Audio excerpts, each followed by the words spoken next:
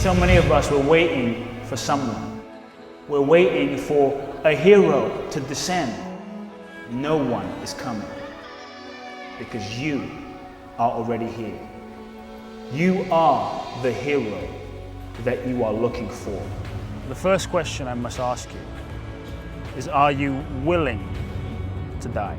I was suicidal most of my life. Until you really face that question of death and really make peace with that question, then you're not really free to truly live. I'm okay with dying. I think part of me died in India. So here I was seeing all this stuff that I would never felt comfortable with.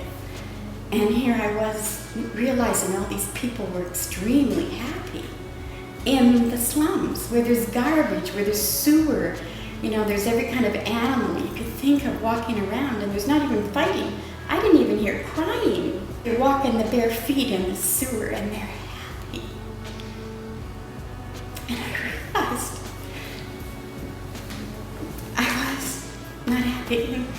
And Kute, yeah, he's the greatest facilitator in the whole world. Over the last 5 years, I've taken 15 people on life-changing journeys to India. I take individuals to India on a 24/7, a 14-day non-stop, radical, transformational immersion process. When I take people to India, I take away your money, I take away your passport, you have a backpack and a pair of clothes, and that's it. Barely sleeping, planes, trains, cars, walking to the Himalayas, to the Ganges, and you'll know nothing.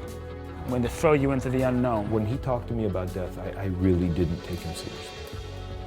I didn't take him seriously until day one. From the moment you get off the plane, the smell of India hits you.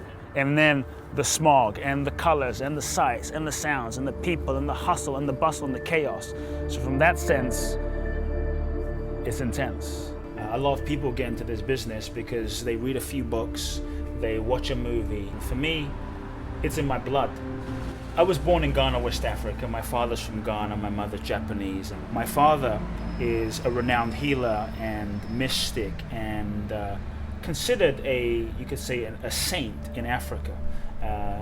Built over 300 churches dedicated to spirituality and ancient traditions and wisdom. At 14, I was literally ordained, and my entire, you could say, life was mapped out for me as the successor to my father's work and ministry. And yet I felt a different calling. I knew that my destiny and my calling wasn't to inspire, wasn't to teach people, wasn't to empower people through the structure of religion.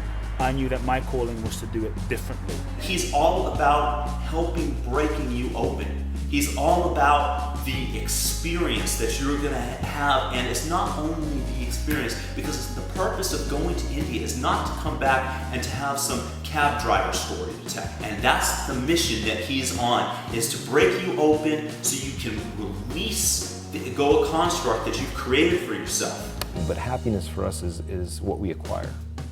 You know, a nicer car, a nicer house. The people in India are amazing because they're happy. For them, happy is their family. You know, taking care of their parents makes them happy. Having 11 kids living in a 5x5 box with no bathroom, they're happy. You know, usually when people travel, you're actually trying to escape your life, go somewhere else, maybe sit on a beach and run away from yourself. For me, why transformational travel is so powerful is because I'm taking on a journey to face yourself and find out who you truly are. Well, the first time I heard about India, I didn't want to do it. I wasn't happy, I wasn't fulfilled. I wasn't in a position mentally, physically, emotionally to even consider it. When I got an email from Kute that said that here's this opportunity, I just knew I had to go. I woke up one day and really decided that I was just sick and tired of being sick and tired.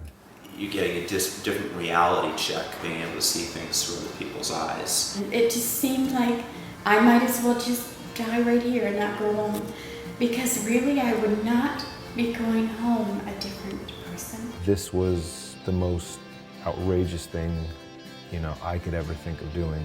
The first time I went to India, I was on a quest. I was on a quest of truth. I was on a quest of, why are we here? Why are we alive? What makes us happy? And I realized I was in a place in my life where I had quite a few things, but something was missing.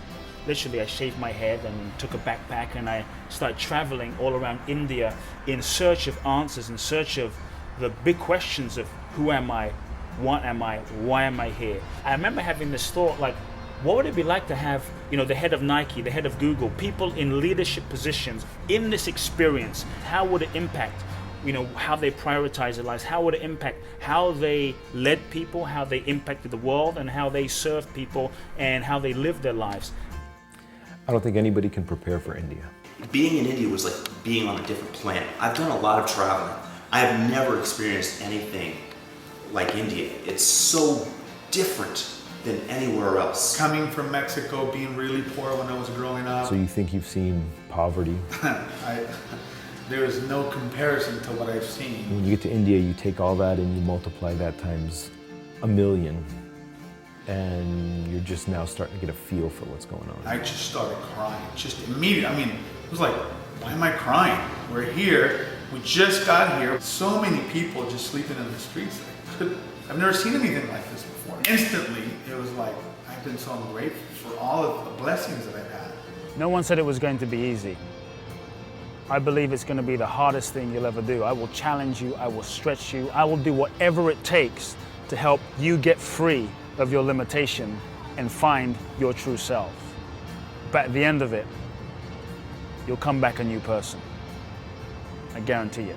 What I found in India was myself. I found out who I really was. I found out what I'm really capable of doing. It really gave me a chance to see that there's so much more to life than what I even thought was possible. I think the reason why I think Kute is so great at what he does and such an amazing facilitator is because he's a master of his own life. He's very good, he's true, and he will help you through anything that you have to go through. I want to thank Kute. I want to thank you. Thank you for giving me this experience. Thank you for changing my life. Thank you for giving me the opportunity to become the man that I'm becoming.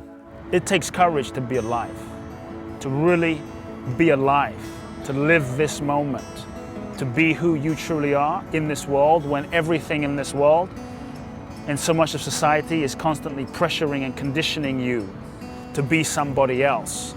To me, being a hero is being who you are, daring to be fully who you are in this crazy world. If I would have done this 20 years ago, my whole life would have been completely different.